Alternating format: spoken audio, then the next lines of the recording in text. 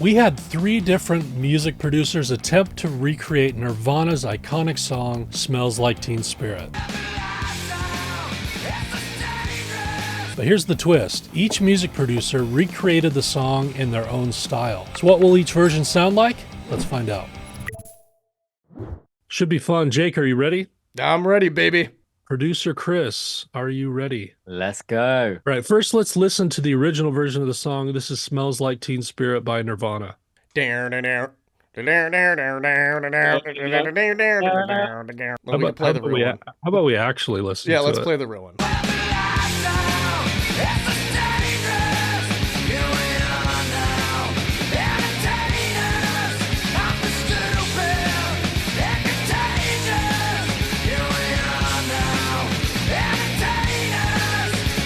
All right, we get the gist. Oh man, he's just smashing those cymbals. Well, now that we got our YouTube video properly flagged, let's get into the first remake by, who wants to go first? Chris? Yeah, I mean, the door's here. Let's do it.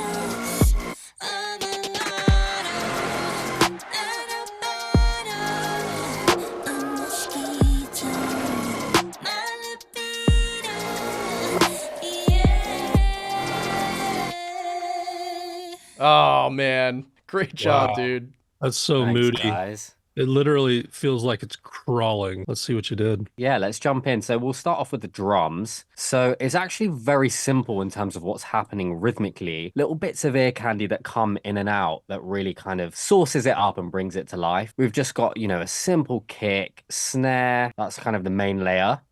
Sweet. And then we have another layer that comes in here when everything kind of drops. And that's just adding a little bit more bite. So the two in context. So we're just starting to think about how we're starting to layer things to add more energy, more impact, more bite to everything overall. Yeah. And then we've got these claps to accentuate different hits, snare fill. I love that. So I'm using multipass preset in here called drum modulator that I use a lot. And it's doing a lot of frequency shifting. It's splitting this into different bands, and then it's kind of like reacting to the transients. And then each, hit is creating like a kind of different pitch variation, which just makes it sound a little bit more interesting overall. So without it, but when we turn that on, it's a lot more going on, it just sounds a lot more interesting to the ear. That's the only thing in that section. So I want it to really stand out as much as possible and kind of impact the listener in a fun way as well. Just got some hi-hats. Very simple stuff. Found a loop on Splice, chopped it up, stretched it to the time of the project itself. I've got kickstart that's side chaining to the kick really heavily. Everything is side chaining to the kick really heavily. And that's what's creating this illusion of things kind of pumping backwards and forwards at certain points. Hit the listener in the gut is kind of the intention with this when those moments come in. Got a few little impacts, a few little reverses. In terms of the drums overall, we've just got a little bit of processing for dynamic control and character. It's got some clipping, got some compression, a little bit of tape going on. But the main thing that's adding the grit here is this parallel processing where I've got all of the drums as a whole, the drum group sent to Devil Lock. I'm just sending a smidge of this here, just a touch of that being blended in is just adding so much life to it. So let me turn it off and then turn it back on.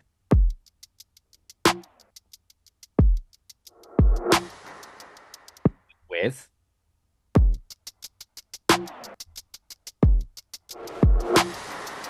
adding a lot more grit and aggression, which is exactly what we were kind of going for. These are kind of the drums in the chorus. In the pre, same thing here. I've just shaped the tone differently, so I've just filtered out the kick and the snare. So we've got some contrast, so there's more impact when we come into the chorus as well. I have to say, a big takeaway for me is sound selection. There's not that many tracks, but everything is really well chosen and really well kind of shaped after the fact. I mean, that's like a masterclass on picking the right sounds and having it just all work. It reminded me of Ian Chang, got to be my favorite drummer. Some of the sound selection. Thanks, Caleb. Trying to be as intentional as possible with the sounds and also how we're shaping them as well. So, quick pause. I realize we're going through this all really fast. If you're feeling lost or you're curious about the music production process, you can download our music production cheat sheets for free. They'll walk you through the entire workflow from production to mixing to mastering. And we'll send you the full replay of our live Produce-a-thon event so you can see the whole process from start to finish. And you can learn how to make professional sounding music from your own home studio. If you're interested, just click the link in the description, enter your details, and we'll send it over. Yeah, so we've got this music box, nothing crazy here, just using Analog Labs. Got some RC20, some wobble, some noise distortion, tape, just to start to make it a little bit more eerie. You can see there's a lot of automation happening so that things start to signal to the listener, well, something's coming, we're going into a different section. So, like a little bit of tone shaping that's changing. We're rolling off all of the lows, in fact. You can see all of this automation here that's happening as we swell up into this section. We've got this granular delay that is going to 100% wet, and then it's just gating at the end. So I'm just bringing everything down overall. That's kind of why I've sent everything to this music group. I don't normally do that, but in the context of kind of how I was thinking of shaping all of this, that's kind of why I've made those kind of decisions. So let's talk about the main thing here, the chorus synth stack, this bass stack. So we've got quite a few layers: bass low mid, sizzle, Brahms sizzles that are panned left and right, mid layer, and then we've got another layer that comes in the second part. So let's just quickly listen through. Still quite a lot of sizzle, but it's taking that low area within the frequency spectrum. It's in mono because I just want it to be straight down the middle. We've got this low mid layer here, pretty much the same sound, and then it's being put up in the octaves to kind of fill everything out in terms of the frequency spectrum. Jake, that's what they call a synth. Have you seen one of those? A synthesizer? Yeah, it's a synthesizer, one of those digital ones. Have you seen those? I know you do a lot of rock, so I just didn't know if you'd seen one of those before. Oh, you'll find out. He says with gritted teeth. Phaser on it, so it's got some modulation to bring it out of the center, just shaping the tone of that here. So it's just taking this low mid area here. Brahms sizzles, they're two separate patches, panned left and right. They're in mono, so it's just creating more of that kind of stereo feel and getting stuff out of the way of the vocals as well. So I'm still thinking, okay, there's going to be vocals here, so I need to make sure that it sounds super impactful, but it's not going to be, completely in the way of the vocals and sound too crowded in that area where the vocals want to live. This last layer here, same thing, same sound. We've got phaser and chorus, so we've got a little bit more modulation going on here, and Faturator adding fuzz and drive. And then the final section where we go in here, different sound here, adding Faturator again, shaping the tone here, nothing crazy. And then I just bounce this to audio. So this is the same sound here.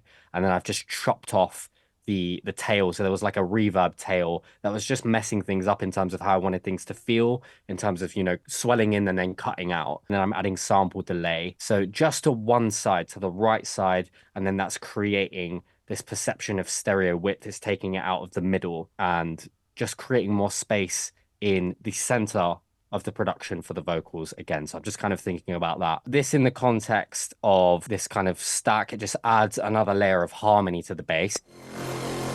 Before we move on to vocals, we've just got a few little hits, some candy that just layers in with some of these bass stabs.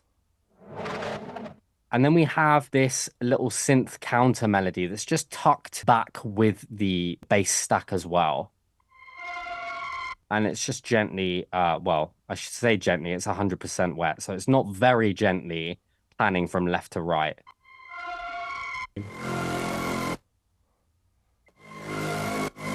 without. Just adding a little bit more nuance there as well. I was so I get it. focused on like the swell of that bass, I didn't even notice those Yeah, it was in more something context. that I wanted to just be kind of felt subconsciously rather than super in your face. Yeah, totally. But yeah, this is a really, really cool plugin. Loads of stuff that you can do here. I'm just using the pan module in this instance, but you can go wild with sound design with that plugin. I was gonna say I love the sound selection on all synths and bass. Your attention to emotion is important there for me. A lot of dissonant, a lot of sharp sounds, things like that are adding to this aggressive, eerie, kind of haunting vibe with all that, the dark pop part of it. So great sound selection with an emphasis on creating, just painting for that emotion. Let's move on to the vocals. So we have our lead vocal here, the lovely Lucy Warr. She's Yeah, a amazing. Check her yeah, out. Her voice is insane. Her music's awesome. basic stuff going on here, de-essing, uh, EQ, vocal rider, just to smooth everything out dynamically before we go into compression. I tracked this with a little bit of compression on there as well. And then some space. We've got a small room reverb. We've got it at 649 milliseconds. And then we've got a longer decay between sort of 1 and 2 seconds here. You can see using this reverb and then we're just shaping the tone on the way out from that reverb. I've got them split. I was just doing some slightly different processing in terms of tone, just based on the kind of placement and a few little notes that were peeking out that I didn't want to do overall on the entire vocals themselves. So just slightly different EQ curves. Just slightly, Yeah. yeah. Like you can see, I added this little um, cut here on just this one section. With the lights out, it's less dangerous. Here we are now. We've got our vocal coming in before the chorus. And the biggest change here is we've layered in a vocal reverb swell. And then everything cuts off again with this Yeah. formation here. So everything just kind of cuts off. And there's silence. Just reverb, 100% wet, Valhalla, and then just used a gain plugin to swell it up. Cool. And then just blended it in. So let's talk about all of these stacks. We've got quite a few vocals going on here. 2 octaves. Hello, hello, hello, how low? And they're panned 50% left, 50% right. And then the rest are panned hard left and right. So we've got unison doubles, 2 of them. Hello, hello. Tonal quality is a little bit different there, more airy, rather than it being full voice like the lead. Then we've got 2 low harmonies. Hello, hello. That's all that's happening in the pre-chorus, and then harmonies just start to build and build and build throughout the rest of the arrangement in the chorus. These high harmonies that come in, It's less dangerous Those sound so good. Yeah. super high harmonies left and right. and contagious. And then I've got these fake super high harmonies that I used flex pitch for to create the harmony that I wanted. And contagious. So, yeah, all the way up there. We've got this low octave. So we've just got the pitch and formant down, a little bit of drive. That sounds like this. Sample delay on here without. With. Yep, pushes it right out.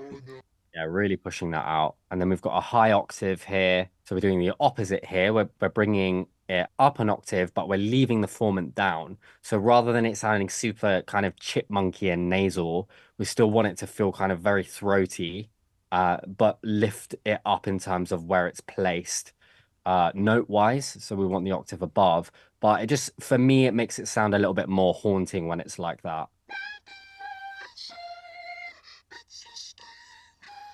Sample delay again, pulling this out a little further. And then we have this formant double that just comes in just to reinforce some of the lines here. Yeah, I was hearing that. Here we are now. So all we've got here is just the formant is being pulled down a little bit and a little bit of drive. And good old sample delay again, Yeah. just pushing it out. A few little ad libs here. A few little oohs and ahs going Yeah. on. Uh, Cool. yeah, really, really reverby, very wet. And then just these two little pumping reverb swells.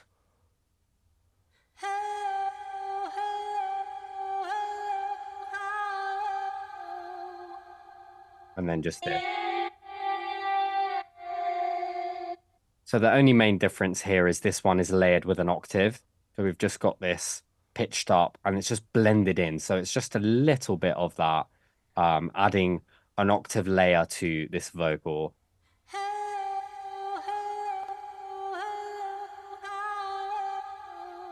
making it sound a little bit more haunting, a little bit more artificial, which is kind of what I wanted things to sound like. So the vocals all together. Attention, it's just dangerous.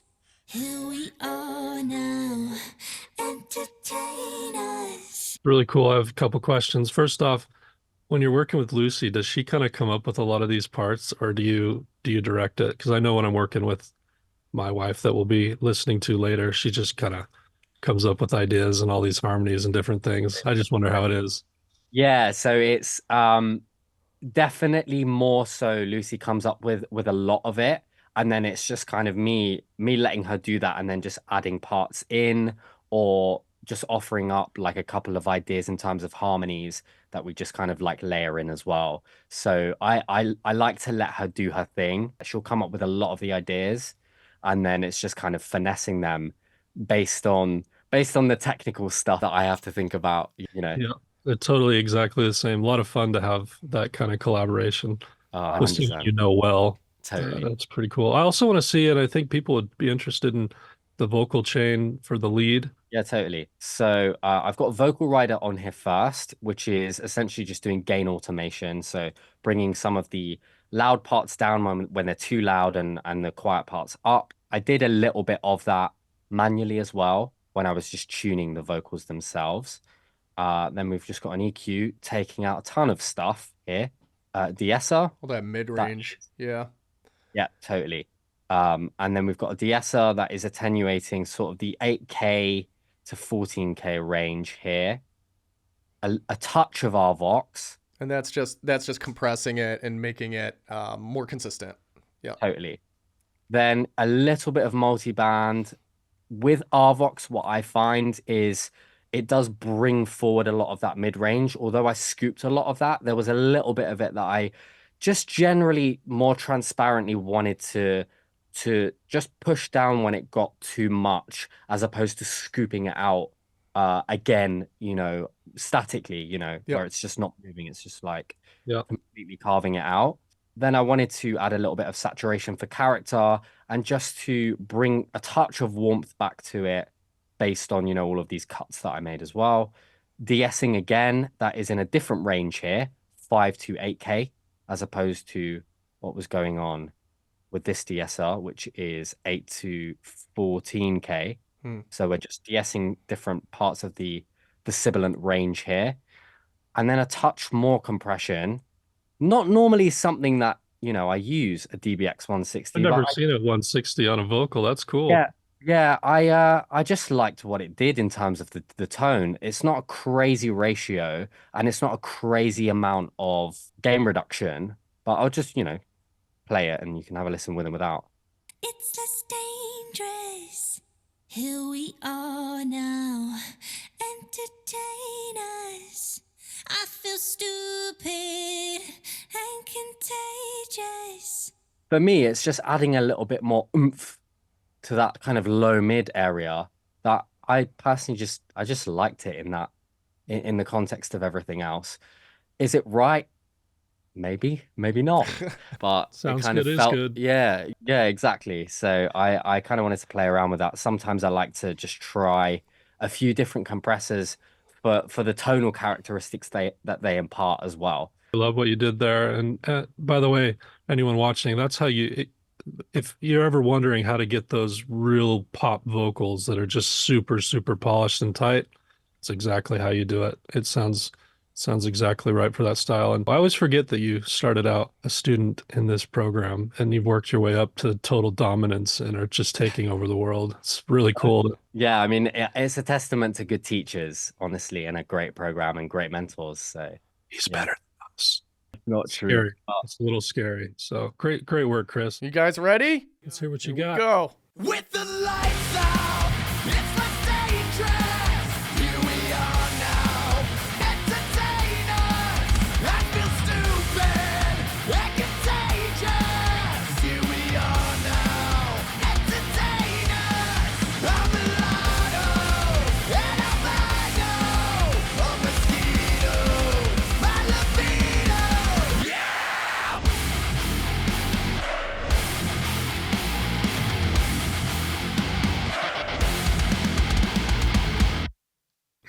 That's killer, man. Awesome. In proper Jake fashion, Totally. it doth rock. Well, let's break it Yeah. down. Yeah, let's check it Yeah, out. let's take a trip. Oh, I suppose we start with drums. Here's how I actually program these. For these drums, I used Mjolnir drums from Solemn Tones, and I didn't do anything to the individual tracks. This is just basically how it sounds out of the box. I've got some processing on the bus, but what I like to do here, you'll notice I have like a lot. Like usually you see drums programmed in just a straight like one track of MIDI. What I like to do is program it in MIDI first, and then I duplicate that track into a kick MIDI channel, a snare MIDI channel, a toms MIDI channel, and a cymbals MIDI channel.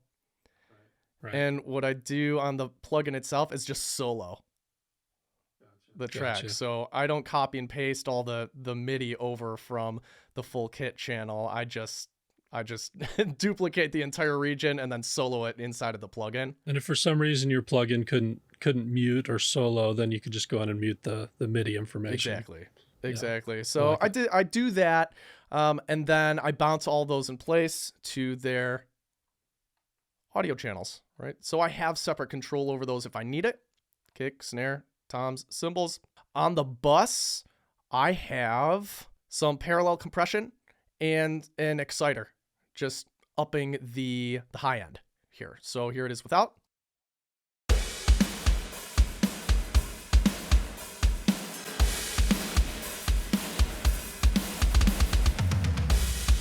I've also got a clipper on that drum bus, just clipping the transients, clipping the peaks here.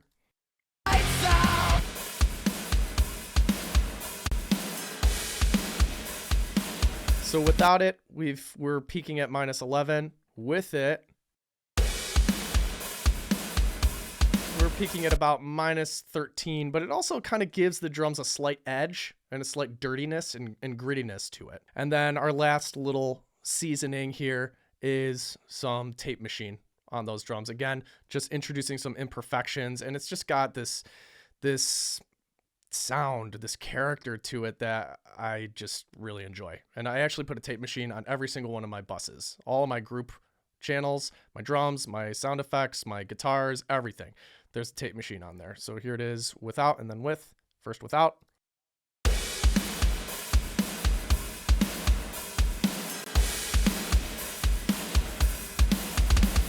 Just adds some depth, some dimension to it, and some openness in the high end. Let's see what else we got in here. Some of these sound effects I think are pretty cool. I like to use these like reverse snare sounds to improve the impact of a really important part or like a really significant kind of hit on the drums. Right? Kind of like this suction-y kind of effect. And in those same spots, I'll actually layer another kick drum just to kind of like double up on the impact of just like these strategic areas here, right? So, and literally all it is just that kick drum copied over again. And I take out the high end, right? So it's just like an additional punch in the gut for specific beats that I want to accentuate throughout the production. So I've got it here in this spot. I've got it over here in a couple spots once we hit the drop or the breakdown.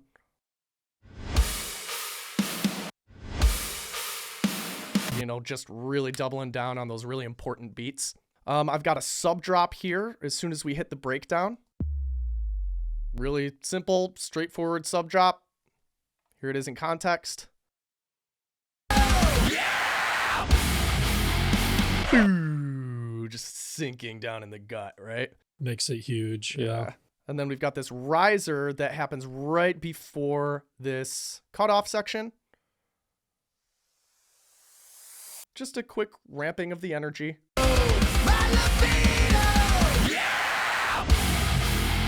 Right, and then just blasts right back in. Guitars, I've got doubled guitars here.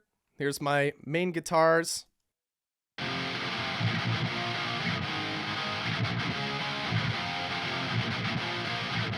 I intentionally like to leave that low mid kind of bump in there to give those guitars a little bit of power and a little bit of wub and a little bit of the same kind of reaction they would have if you were playing them. You know, if you were playing them live and you were in the room with a big 4x12 cab, you would feel that, you know, you would feel that low end in there. So not too much where it creates build up or distracts from the song, but enough to keep the weight of those guitars in there, especially for like palm muted parts. I am using Gojira X by Neural DSP for all the guitars. For these main guitars, I sculpted that using the EQ inside of the amp sim. So I've got, you know, 250 taken out a little bit, just 3 decibels. I've got 500 taken out here, like really scooping out the mid range so that we draw more attention to the high end, the brightness, the sizzle, and that low end kind of thump in the body there. I have got on these guitars here, when this section hits,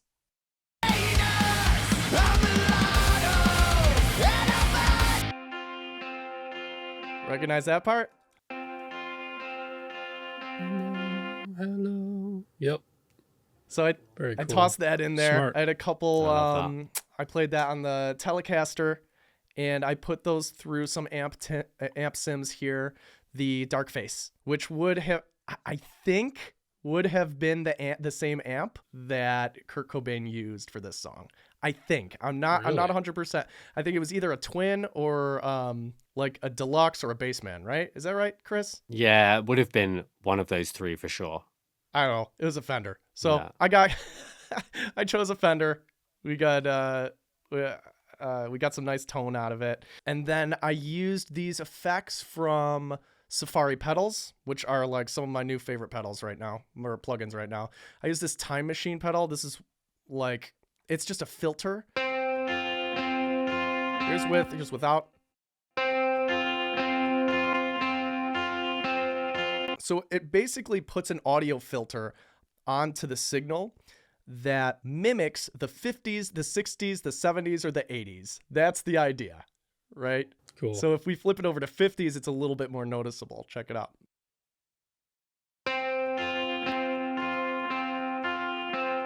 More blanket on the speakers, a little bit warmer, more focus on the mid-range, maybe even the lower mid-range. And then we just kind of flip through them here.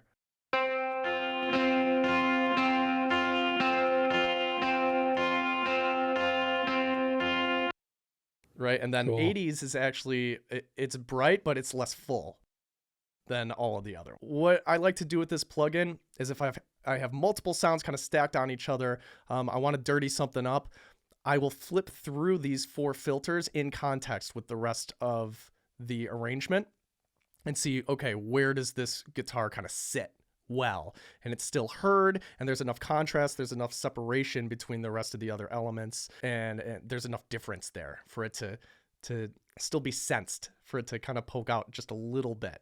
Not too much where it draws attention, but just touch. That's really fun, man. And they also look really cool. They're really cool looking plugins. Oh yeah, totally. Simple. I know you like simple. Couple buttons, just does a thing. So it's funny you mentioned Simple, because the next plugin in the chain is also from Safari Pedals, but it looks like this. Never mind. This is a combination chorus echo, and then there's like some other kind of delay and reverb kind of settings in here. Was this your first time using a plugin with this many knobs? Definitely. Did it make you feel anxious? Oh man. At first I was sweating bullets. We made it there in the end. Check it out. So without,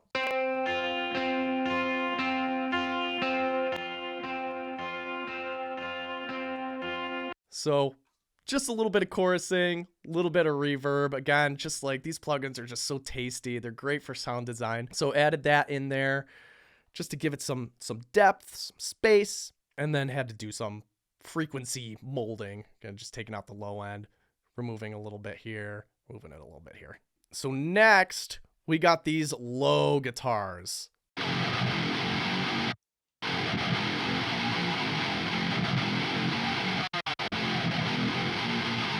Super duper low. I don't have an 8-string. I played this on a 7-string, but what's cool about the Gojira plugin is you can transpose it down, right within the amp sim.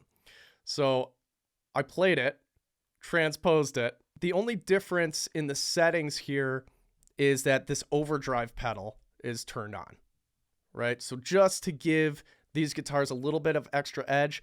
I also, since there were no vocals going on here, there was a gap in the center. So there was room there to kind of take the place of where the vocals were sitting in the beginning of the production. So I just tripled it. I just added another low guitar here. And there's all three.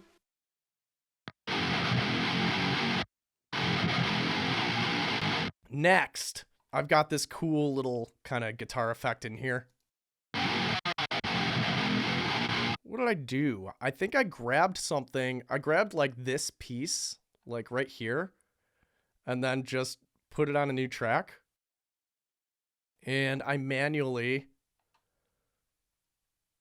wrote in some automation, some mutes in here so that it just hits bop, bop, bop, bop. And I also transposed it up 2 octaves.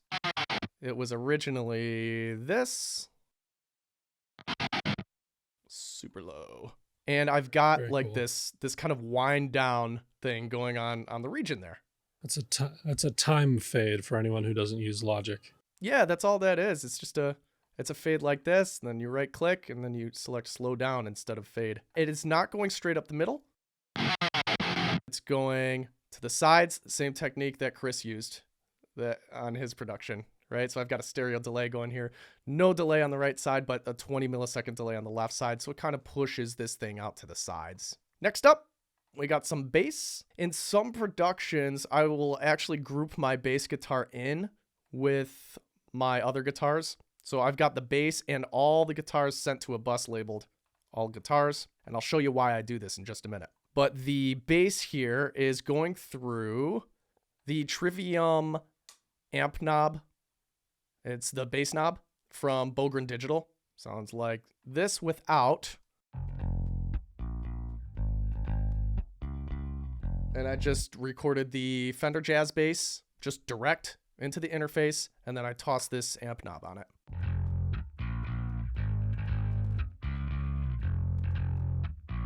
Kind of has like a Sans amp flavor to it, you know? Like drives it. That's great. And you can drive the heck out of it too if you want, right?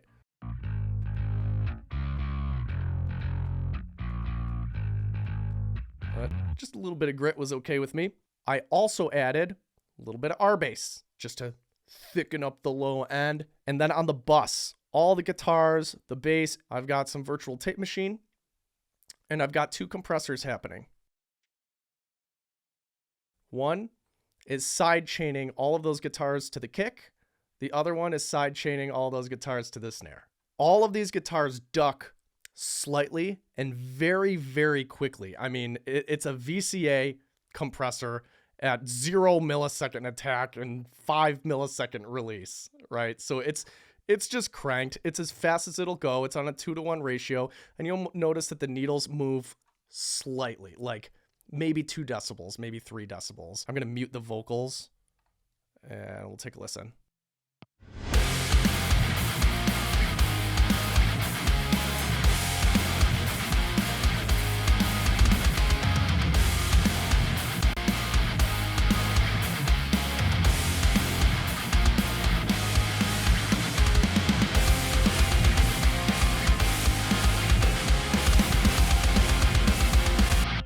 It's just creating a little bit, a slight amount of movement, a slight amount of pumping, and it draws more of the impact to the drums. Subtle, but it really helps. Really, I really like yeah. that move. That's super cool, man. So keys, I have one synth in here in the drop. Did either of you guys hear this? I didn't hear a synth. Right?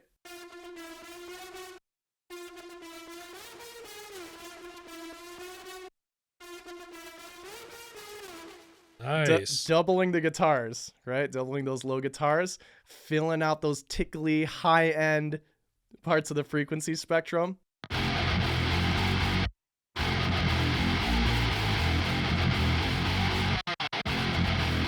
Here it is without. I hear it now.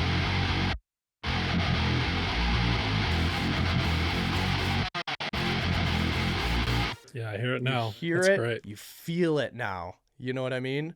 So instead of like cranking up distortion on guitars, which can actually make them sound thinner in the low end and like harsh, I'm thinking just layer a synth in there.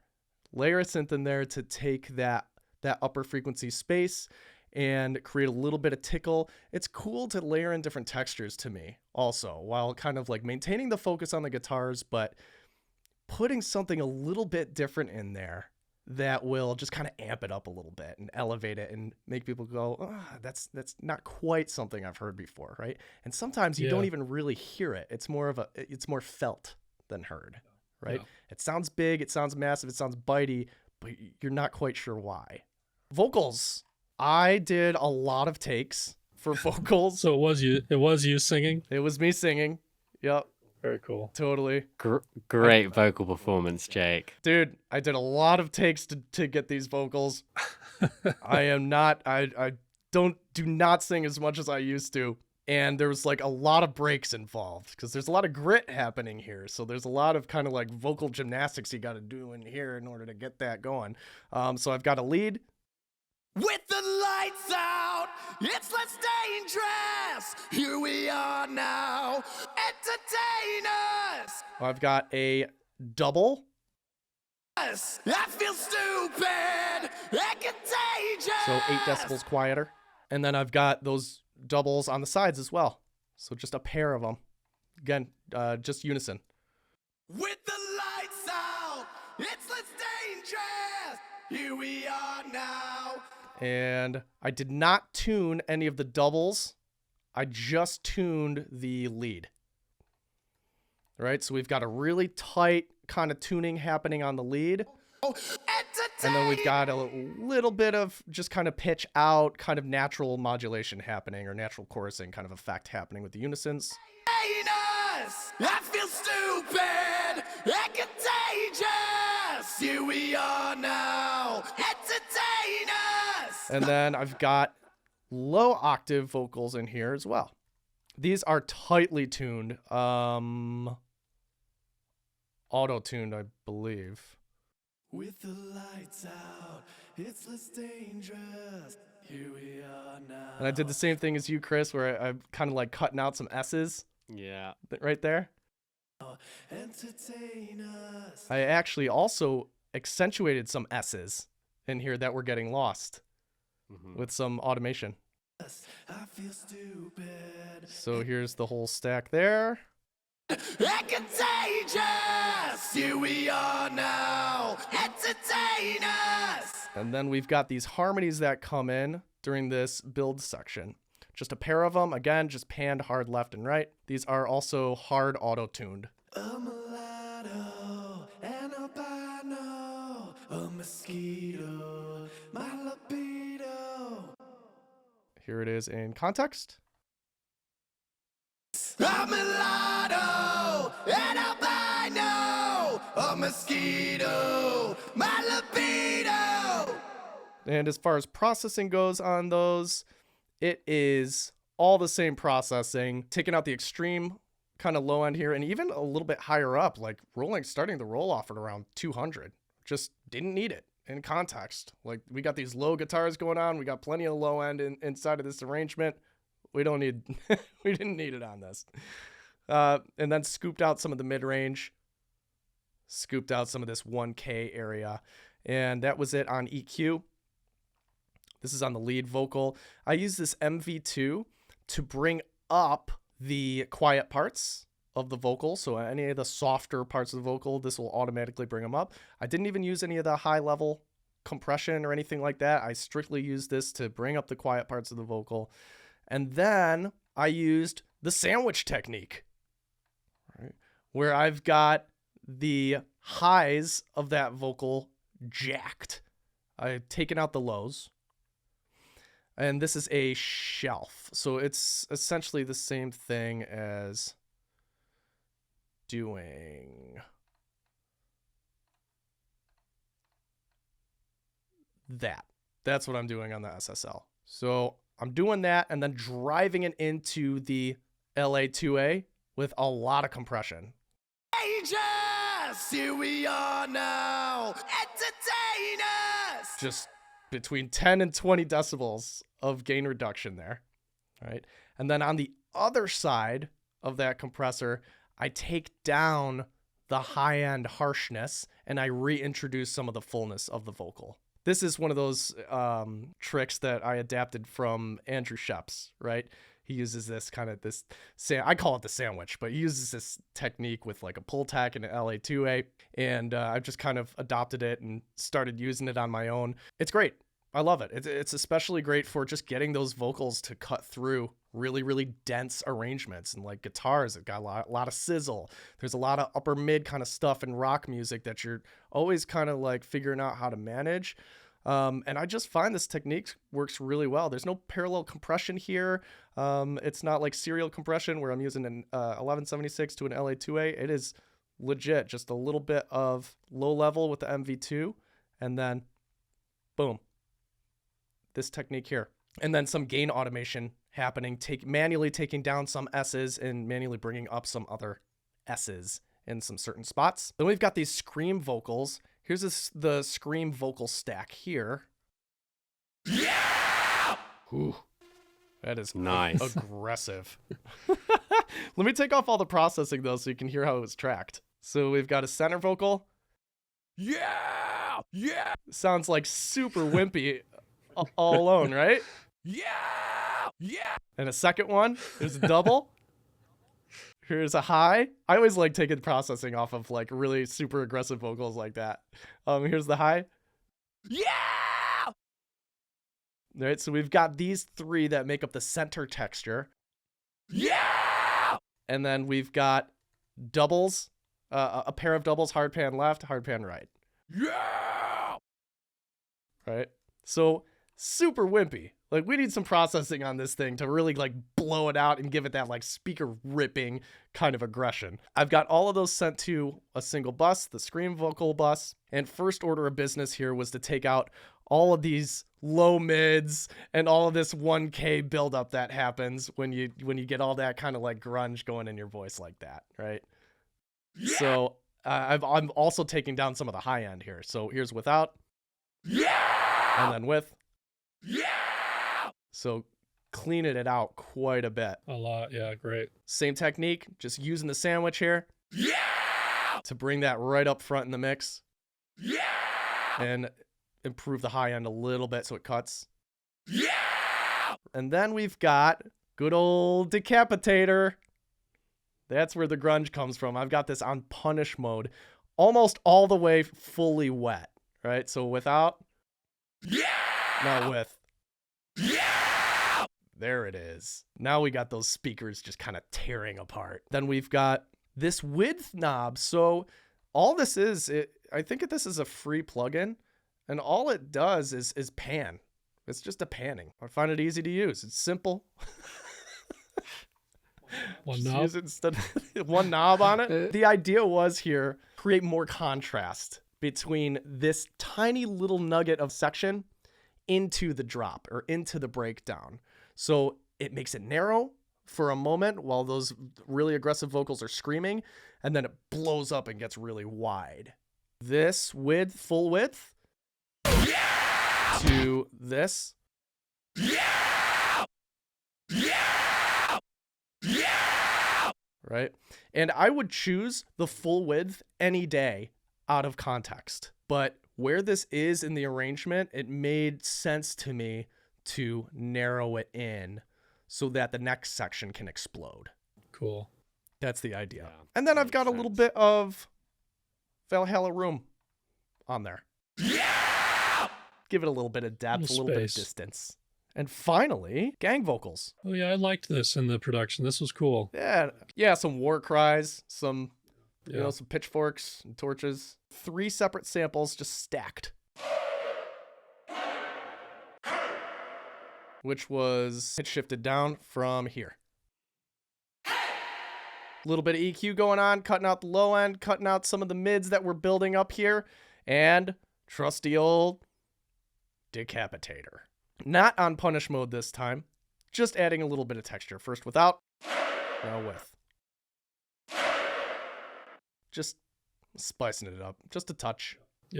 Little grit. Yeah, making it a little bit more exciting. Love it. Great job. I really liked what you did there with all the fine details. You're working with a lot less instruments than Chris is, and so it's just fine tuning everything to the nth degree, you know? It goes to show as well, Jake, like you can still create that impact and fullness with less instruments when you've got that intentionality of processing and also guiding the listener's ear so that things are more impactful when they come in and when they don't. So you don't necessarily need to layer loads and loads of things together. You can create a similar thing with the intentionality of processing. So yeah, it's great. It's great to have the two extremes of super layers and less, you know, Yeah. less it's is awesome. more approach. Caleb, what do you got? All right, here's mine. Oh, I can't wait. And by Me too. by mine, I will have to shout out to my production partner, Dane Holmes. We did this together. We go by Dangerless. And so he's not here, but yeah, he did a lot of work on this too. And we were kind of going for alt pop, something really moody. You know, the original is very sharp and aggressive. This is way more laid back and warm and washy. So going for something different here. Let's check it out.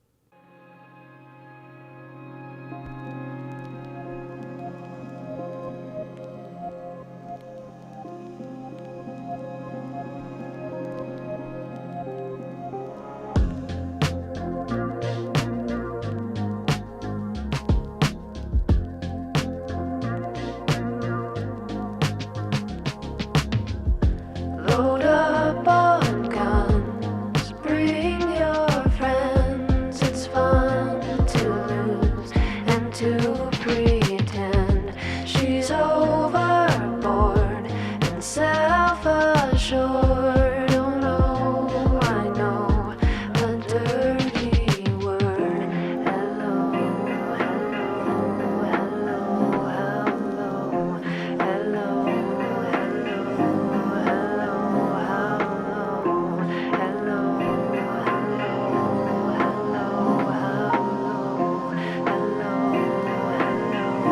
with the lights out, it's less dangerous.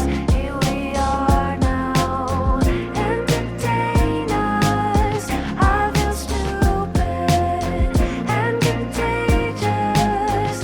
Here we are now, entertain us. Yeah. Nice.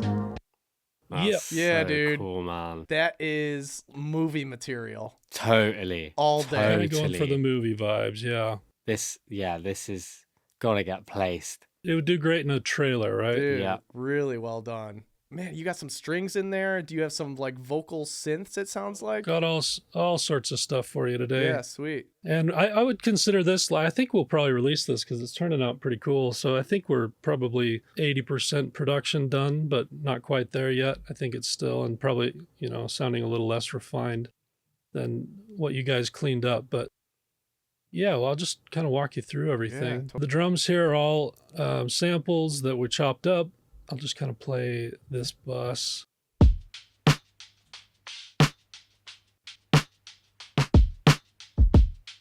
Dude, it's got that dry like 90s vibe. Yeah. I love a dry drum. Love a dry drum. Love a dry drum. Hats. there's a little bit of processing on here. Some of it's been baked in already, but mostly it's just kind of EQ sound shaping stuff. Chorus drums.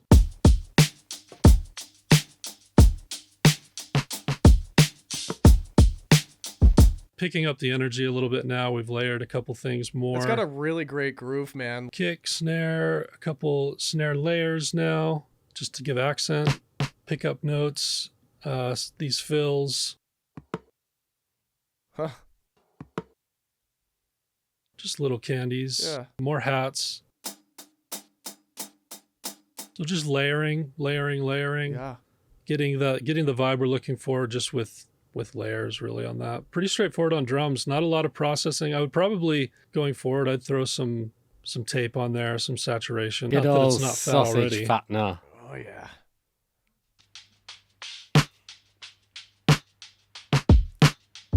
Blend that back to taste. So that's drums. Then we got some bass, and this would be sub 37. We have some other basses here.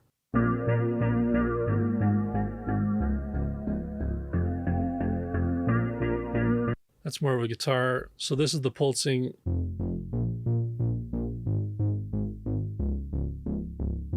So the drums were verse. the drums were like in the 90s. Now we're moving into the 80s. Yeah. Yep.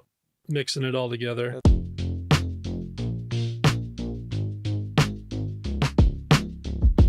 And then we have kickstart on there too, Chris, just to give it that Yeah.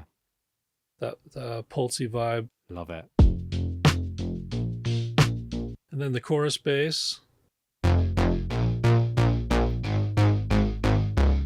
Cool layering here. So you got the original, slightly brighter now to raise the intensity, right? Yeah. Micro shifted out a little bit Ah. for some width.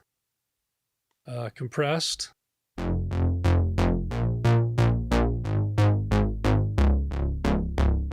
And then this layer is just like dirty grit and really nasty.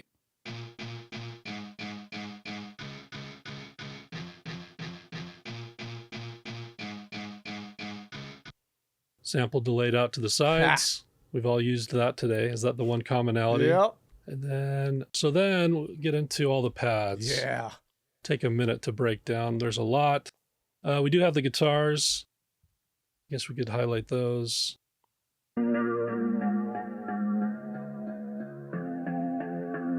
So dreamy. And that's, remember, that's RC20 baked in. So we use the RC20 plugin. It's been baked in and bounced at this I point. can hear the wobble. But it's got the tape wobble on there, some magnetic, a little bit of distortion.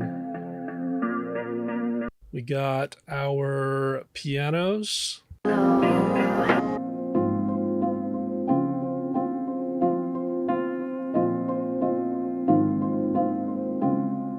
This is a pack from Spitfire Audio that's cool. I love the voicing of those chords. It reminds me of Massive Attack. Yeah. A little bit. Definitely inspired there. Some vocal layers. That's what I was hearing.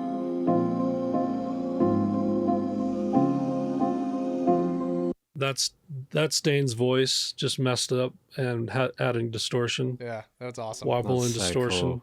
More Vox.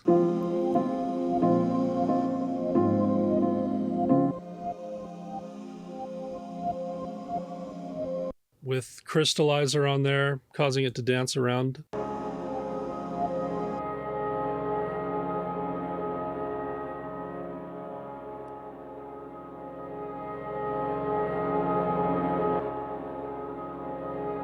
New lab strings. Yeah. Got some layers here.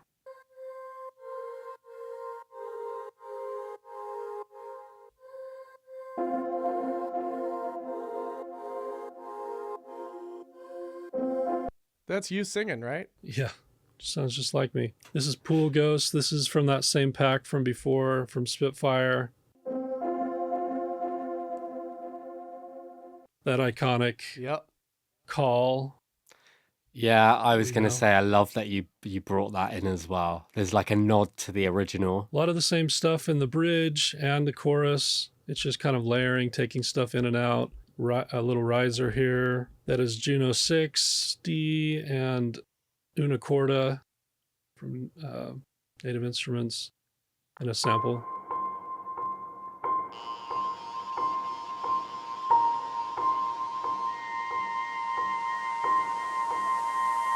Creating tension through a rise.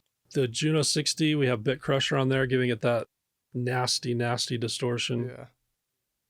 Una corda, super rolled off, EQ, Oh yeah. very focused, Valhalla, and sample delay. Good old sample delay.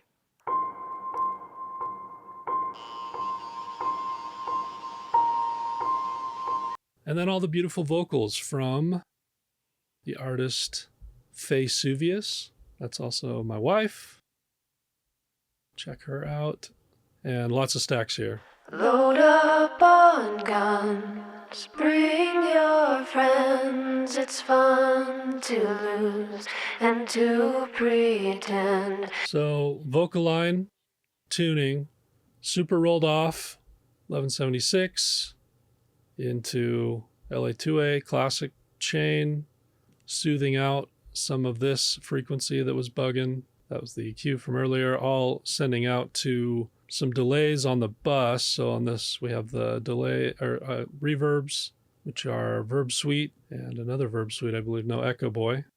On guns, bring your friends. It's doing a ping pong delay. Yeah. And then the lead is sent off to parallel compression with the Kramer tape, slammed. And to pretend she's overboard and self-assured. Just giving it some bite, Yeah. cutting through. I love this Kramer tape on vocals. Just smashed. I wanted to go for like a moody, distant, not bright thing. So I was going for the opposite of what you were trying to do with your sandwich compression. Yeah. I wanted it to be back a bit. Also have, I think, some of my vocals in here in the background, whispering away. Load up on guns, bring your friends, it's fun. So if there's brightness in there, it's coming from that. Yeah. The for me. breathiness. Yeah. Yeah. Breathiness, yeah. Same thing on the bridge here. Similar thing. Hello, hello. Pretty much the same chain. And then the backgrounds are doing a dance of stereo stuff. Dirty word.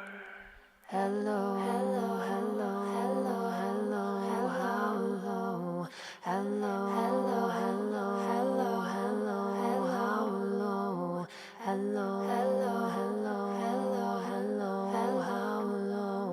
hello, hello, hello, hello, hello. With the light.